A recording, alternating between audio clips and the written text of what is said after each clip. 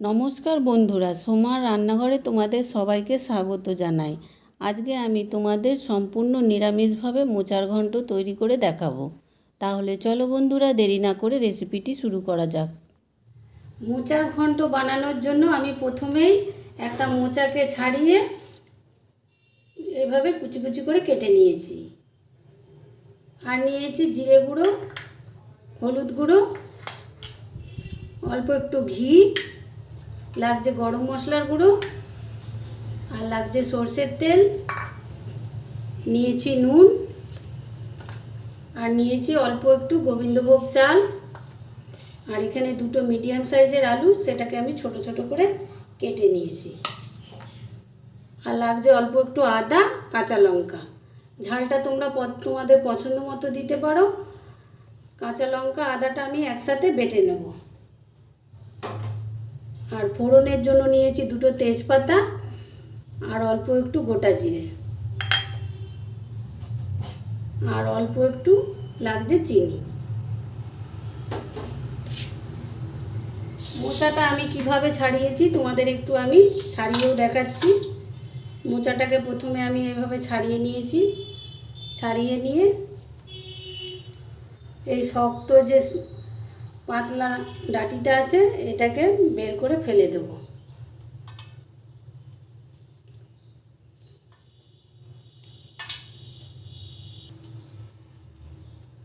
সমস্ত মোচাগুলোকে আমি এভাবে ছাড়িয়ে নিয়েছি।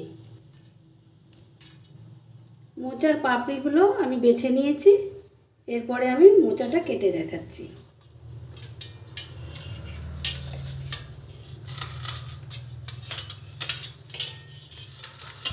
এভাবে আমি ছোট ছোট করে কেটে নিয়েছি।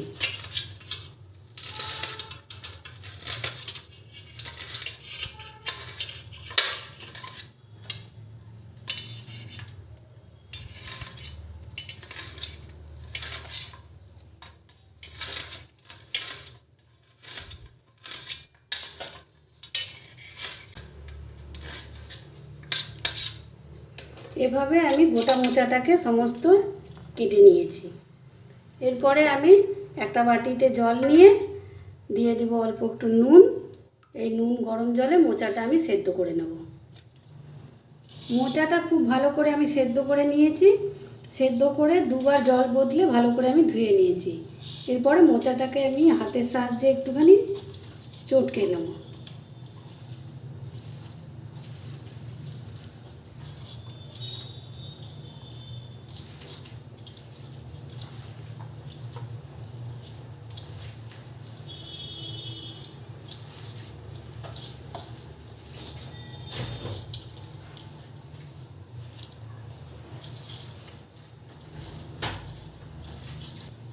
সেদ্ধ করা মোচাটা হাত দিয়ে ভালো করে চটকানো হয়ে গেছে।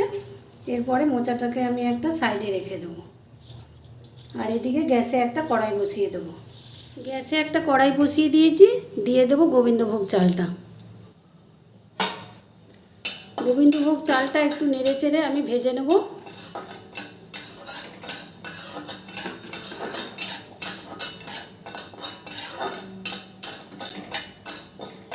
এভাবে যদি গোবিন্দভোগ চালটা একটু কড়াইয়ে নেড়ে নিয়ে ভেজে যদি দেওয়া যায় মোচার ঘন্টতে, তাহলে মোচার ঘন্টর স্বাদটা অনেকটাই বেড়ে যায়।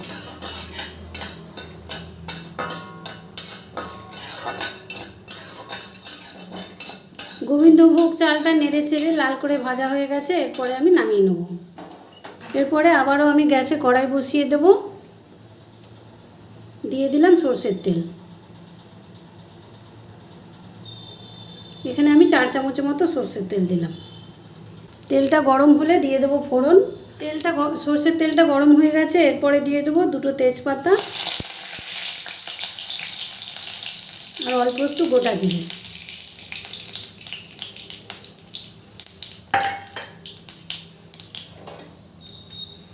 ফোড়নটা একটু নেড়ে চেড়ে ভেজে নেব।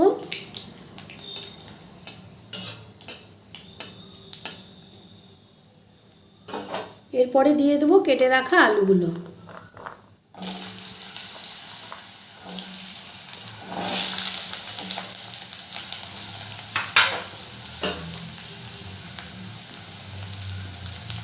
গ্যাসের ফ্লেমটাকে মিডিয়ামে রেখে আলুগুলোকে লাল করে আমি ভেজে নেব।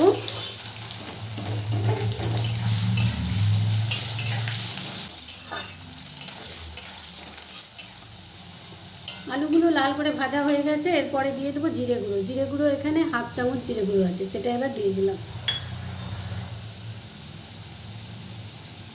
আর দিয়ে দেবো হলুদ গুঁড়ো, এখানে ছোটো চামচের 1 চামচ হলুদ গুঁড়ো দিলাম।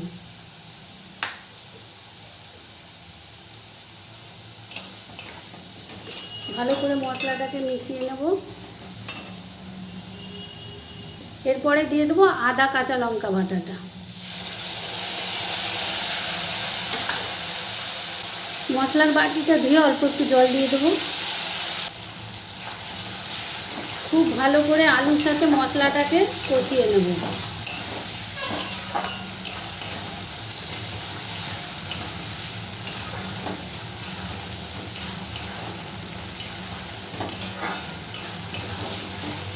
আলু আর মশলা খুব ভালো করে কষানো হয়ে গেছে, এরপরে দিয়ে দেবো সেদ্ধ করা মোচাটা।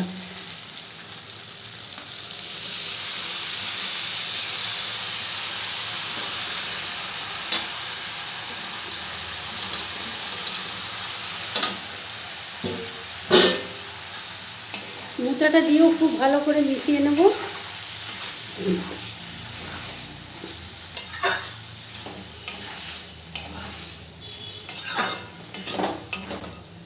এরপরে দিয়ে দেবো নুন। নুন দিয়ে দেবো পরিমাণ মতো।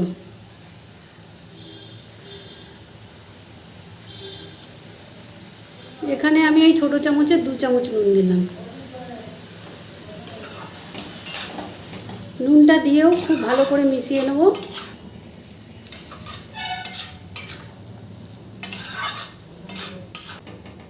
এরপরে গ্যাসের ফ্লেমটা মিডিয়ামে রেখে আমি 5 মিনিটের জন্য ঢাকনা দিয়ে দেবো। 5 মিনিট পর ঢাকনাটা আমি তুলে নেব।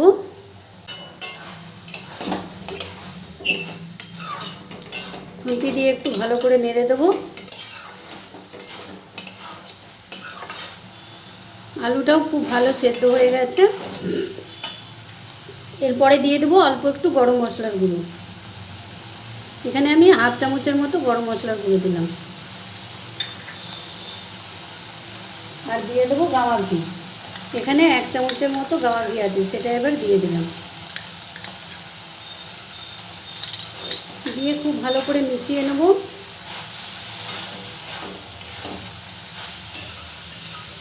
আর আমি যে গোবিন্দভোগ চালটা ভেজে রেখেছিলাম, সেটা আমি জল দিয়ে বেটে রেখেছি, সেটা এরপরে দিয়ে দিলাম।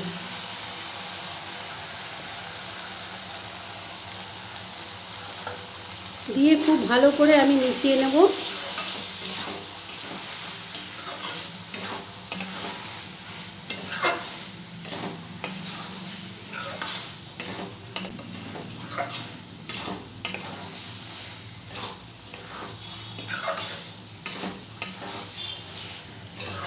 এরপরে নেড়ে চেড়ে আমি আবারও 2 মিনিটের জন্য ঢাকনা দিয়ে দেব। 2 মিনিট পর ঢাকনাটা আমি তুলে নেব।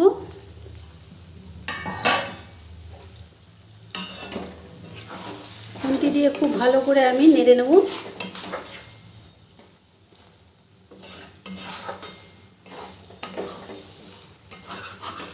মোচার ঘন্টটা আমার তৈরি হয়ে গেছে, এরপরে আমি নামিয়ে নেব।